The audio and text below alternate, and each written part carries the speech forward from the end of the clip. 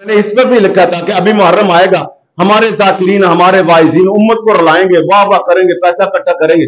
तो मैंने कहा कि वो सन 61 हिजरी वाला जो यजीद है, सिर्फ उसी के बारे में बात ना करना, आज के यजीद के बारे में भी बात करना। आज के यजीद के बारे में बात भी करेंगे, क्यों वीडियो डाले नजर आते हैं, हाँ जी, वो जेल की कोठड़ी नजर आती। आज के यजीद के बारे में बात नहीं करेंगे।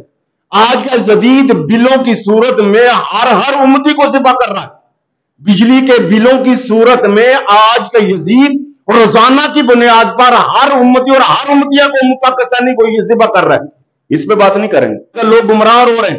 पहले वो वक्त था कि लोग अपने कारोबारी मराकज में बैठकर, दुकान पे बैठकर, किसान खेती में वहां जाते थे अपनी फसलों में, और जब वो किसान मिलते थे तो वहां बैठकर भी अल्लाह का जिक्र करते थे। काक और दुकानदार इकट्ठे थोड़ा बैठते थे तो वहां भी अल्लाह की बात, कुरान की बात, सहाबा की बात करते थे।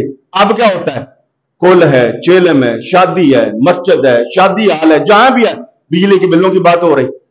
ये फितना नहीं तो और क्या है। हर रोज की बुनियाद पर आप जरा पढ़ के देखिए, खुदकुशियां कितनी हो रही, चोरियां डकैतियां कितनी हो रही।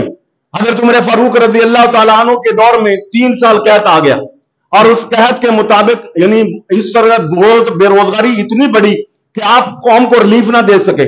आपने काजियों को कहा था कि आपने इस साल अब चोरी पर हाथ कटने का हुक्म नहीं लगाना, अगर कोई बंदा चोर पकड़ा जाए और सजा देना। कहा जी कुरान में आया, कहा कुरान में यह भी तो आया है कि जो सरबराह ममलकत है, जो हुक्मरान है, वो अपनी राया की जरूरतें पूरी करो। लोग भूखे मर रहे हैं, हम उनकी जरूरत नहीं पूरी कर पा रहे, कहा है। लिहाजा अब अगर कोई चोर पकड़ा जाए तो उसके हाथ ना काटे जाए, इसलिए कि हम कौम की जरूरतें पूरी नहीं कर रहे। ये जो खुदकुशियां आ रही है, ये जो जिस्म फरोशी हो रही है, ये जो सारा कुछ, मैंने आज ही पढ़ा बिल, आप भी पढ़ के देख लीजिए। बिल में इतने टैक्स हैं, ये टैक्स, वो टैक्स, फलां टैक्स, जीटीएस, फलां क्या क्या, टीटीएस, यानी सारी एबीसी खत्म हो जाती है। उसके बाद पता क्या है, आप पढ़िएगा, एक जो शेक है ना, ये जो बिजली का बिल, उस पर लिखा है एक्स्ट्रा बिल, यानी उसका कोई नाम ही नहीं, अदर बिल, फर्दर बिल, यानी नाम ही खत्म हो गए। आप किस चीज का बिल लगाएं, हाँ जी, डीलम प्रोजेक्ट का लगाएं, फलां का लगाएं, वो तो सारे लगा दिए। अब क्या है कि कोई नाम ही नहीं मिल रहा, तो वहां क्या है, अदर टैक्स, हाँ जी, एक्स्ट्रा टैक्स, और आखिर हो गई।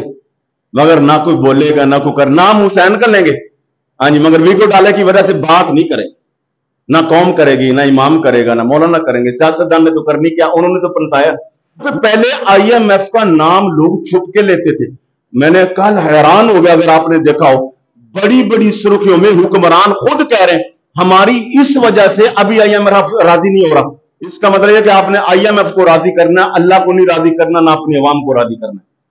तो ये क्या था, इसी तरह का बिल्कुल दज्जाली निजाम था। जंग क्या थी, मसला क्या था, हजरत इमाम अली मकाम की लड़ाई क्या थी, यही तो मसला था। ऐसा ही दज्जाली निजाम कायम करना चाहता था यजीद, जिसके सामने खड़े हुए थे हजरत सैयदना इमाम अली मकाम, कि ये निजाम नहीं चलेगा, निजाम कुरान और सुन्नत का चलेगा, निजाम मुस्तफा चलेगा। और इस निजाम के क्याम के लिए वो क्या कहता है कि सरदाद नदाद दस्त दर दस्त यजीद हिका के बना ला इलाहा हुसैन।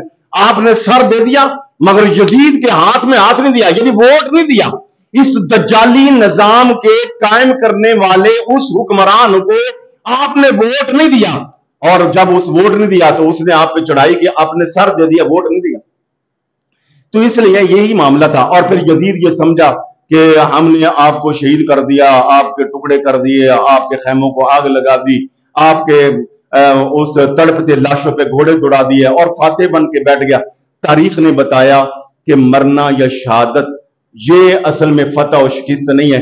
फतह उसकी है जो अपने नजरियात पर, हक के नजरियात पे कायम रहता है।